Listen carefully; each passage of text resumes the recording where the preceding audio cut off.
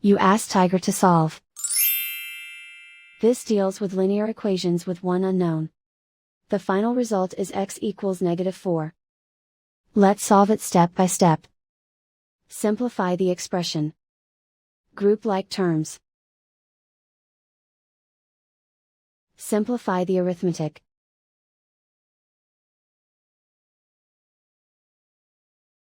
Group all x terms on the left side of the equation.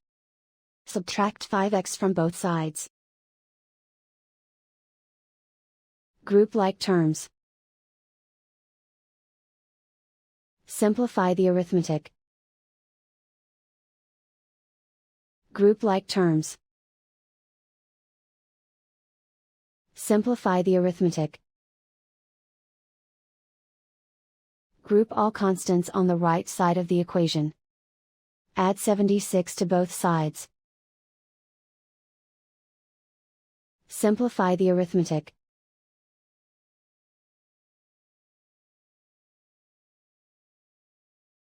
Isolate the x. Divide both sides by -22. Cancel out the negatives. Simplify the fraction. Move the negative sign from the denominator to the numerator. Find the greatest common factor of the numerator and denominator.